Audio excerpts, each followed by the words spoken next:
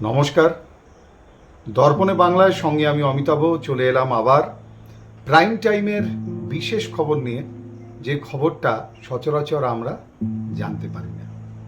আজকে চলুন এক বিখ্যাত বাঙালি মহিলা, যার ঘটনা আজকের প্রজন্ম তো জানেই না, বরঞ্চ তাকে নিয়ে কোনো আলোচনাও হয় না, কিন্তু একটা সময়ে ভারতবর্ষের প্রতিনিধিত্ব করা এই বাঙালি মহিলা, তিনি ছিলেন ভারতের অন্য একজন বিখ্যাত ক্রীড়াবিদ।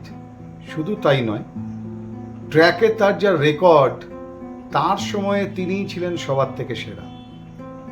প্রথম ভারতীয় নারী হিসাবে অলিম্পিকে দৌড়ের ইতিহাসের পাতায় চিরস্থায়ী জায়গা করে নিয়েছিলেন 17 বছরের বাঙালি কন্যা। 1952 হেলসিঙ্কি অলিম্পিকে 100 মিটার দৌড়ে প্রথম হিটে রেকর্ড তৈরি করে সেই বাঙালি মেয়ে।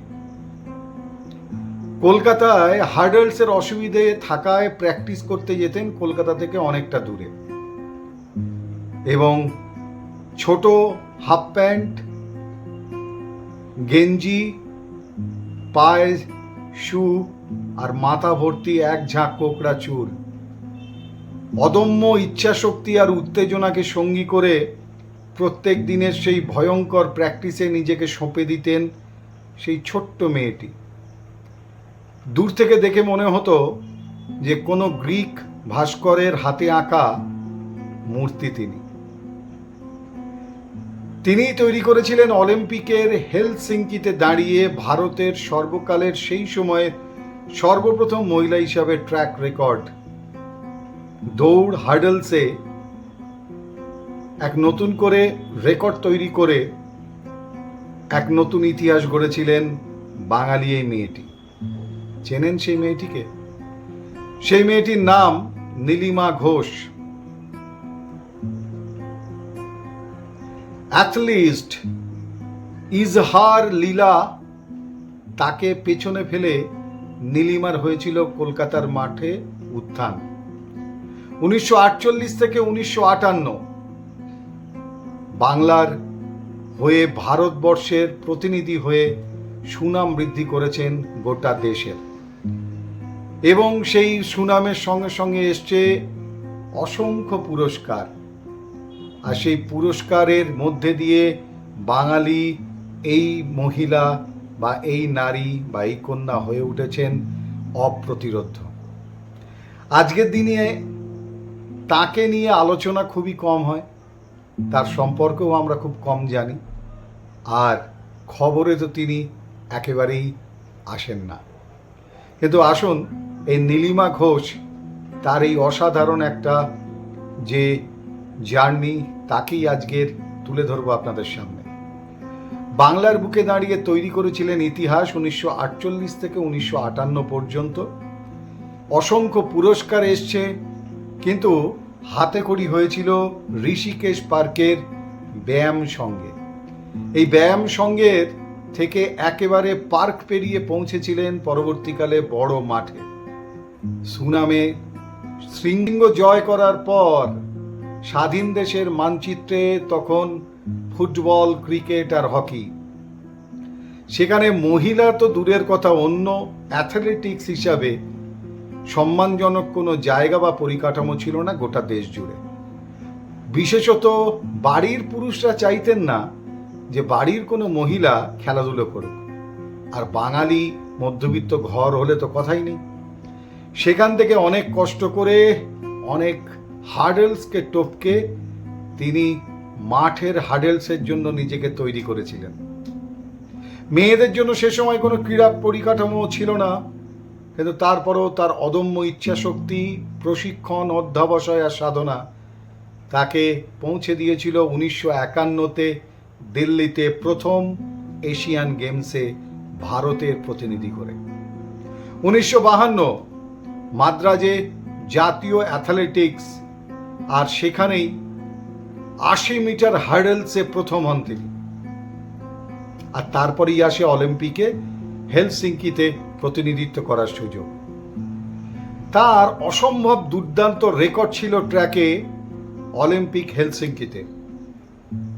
প্রথম 100 মিটারের জন্য তিনি হিট শেষ করেছিলেন 13.1 সেকেন্ডে, এবং অন্য ইভেন্টের হিটেও তার রেকর্ড ছিল 12.9 সেকেন্ড। কিন্তু দুর্ভাগ্যবশত ভারতবর্ষের সেরা রেকর্ড সেই সময় তিনি করলেও তাকে পঞ্চম হতে হয়েছিল। দ্বিতীয় হিটে পঞ্চম স্থান পেয়েছিলেন তিনি। 100 মিটার দৌড়েও প্রথম হিটে তিনি পঞ্চম স্থানই পান, সময় 13.6 সেকেন্ড। আমাদের সব সময়ের গর্ব তিনি, তার কারণ অলিম্পিকের 80 মিটার নীলিমার 12.9 সেকেন্ড ছিল সেই সময় ভারতবর্ষের কোনো অ্যাথলেটিক্সের শ্রেষ্ঠ কীর্তি। কেন তিনি অনন্য জানেন? শুধুমাত্র দৌড় কিংবা হার্ডেলসের জন্য নয়, তিনি ভারতবর্ষের বুকে দাঁড়িয়ে বাংলার রাজ্য ব্যাডমিন্টনও করেছেন ইতিহাস। অসংখ্য ব্যাডমিন্টনের পুরস্কার, জাতীয় স্তরের খেলার প্রতিনিধিত্ব করার পুরস্কার এনেছেন তিনি আমাদের রাজ্যের হয়ে। বিজয়িনীর বরমাল্য বা জয়মাল্য দুটোই এসেছিল তার জীবনে অদ্ভুতভাবে। অ্যাথলেটিক্স হিসাবেও শুধু তিনি কৃতিত্ব স্থাপন করেননি, সেই সঙ্গে সঙ্গে ব্যাডমিন্টনে বাংলা জুড়ে ছিল তার এক অবাধ যাতায়াত। এই সময় তার জীবনের দ্বিতীয় ইনিংস তিনি শুরু করেন। ওই যে বিজয়িনীর বরমাল্য বললাম, জয়মাল্য পড়ার পাশাপাশি খেলাকে ভালোবেসেছিলেন এবং সেই খেলার জন্য নিজেকে উজাড় করে দিয়েছিলেন, যে সময় মেয়েদের খেলাধুলো করা সম্পূর্ণ নিষেধ ছিল। অলিম্পিকে যোগ দেওয়ার আগে কোপেনহেগেনের একটি ক্যাম্প হয়েছিল, যে ক্যাম্পে সেখানে আরেকটি ফুটবলের ক্যাম্পে ছিলেন পশ্চিম জার্মানির হয়ে কুর্ট ভিগ বলে একজন খেলোয়াড়। ব্যাস, 7 সাগর 13 নদীর পারের দুই মানুষের নদী সাগর কোনোভাবে বাধা তৈরি করতে পারল না। তারা একে অন্যের ঘনিষ্ঠ হলেন এবং তারপর তাদের দুজনের বিয়ে হলো। বিয়ে করলেন পশ্চিম জার্মানির এই খেলোয়াড় কুর্ট ভিগকে নীলিমা ঘোষ। বিয়ের পর 2 বছর দেশে ছিলেন, তারপর চলে যান হামবুর্গে। হামবুর্গে যাওয়ার পর নিয়মিত ব্যাডমিন্টন খেলতেন। কিন্তু ভারতের হয়ে যে ট্র্যাক রেকর্ড, ভারতের হয়ে যা যা তিনি করেছেন, হঠাৎ করে ভারতবর্ষ তথা বাঙালি অবলীলায় ভুলে গেল এই মেয়েটির কথা। 50-এর দশকে দাঁড়িয়ে যখন বাড়ির বাইরে বেরোনোর মতো স্পর্ধা ছিল না, বাঙালি এবং ভারতীয় মহিলাদের খেলাধুলো তো অনেক দূরের ব্যাপার, সেখানে দাঁড়িয়ে হেলসিঙ্কির অলিম্পিকে তিনি তৈরি করেছিলেন রেকর্ড, যে রেকর্ড সেই 50-এর দশকে দাঁড়িয়ে এক বাঙালি হিসাবে আমাদের গর্বিত করে। কিন্তু ভারতের হয়ে প্রথম বাঙালি সেই অলিম্পিকের প্রতিনিধি মেয়েটিকে আমরা কি মনে রেখেছি?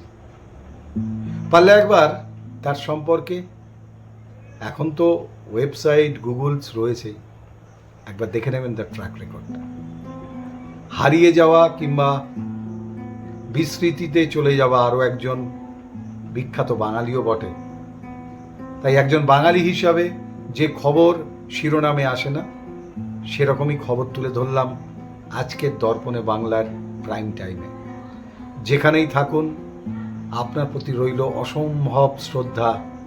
নীলিমা ঘোষ, প্রথম বাঙালি মহিলা প্রতিনিধি, যিনি ভারতকে এনে দিয়েছিলেন এক অনন্য উচ্চতা আর এক রেকর্ড, এক ইতিহাস। দর্পণে বাংলায় এই মুহূর্তে প্রাইম টাইমে এতটুকুই। পরবর্তী অন্যান্য বিশেষ অনুষ্ঠান নিয়ে আবার দেখা হবে দর্পণে বাংলায়, কারণ দর্পণে বাংলা মানে সোজা কথা, সোজা ভাব।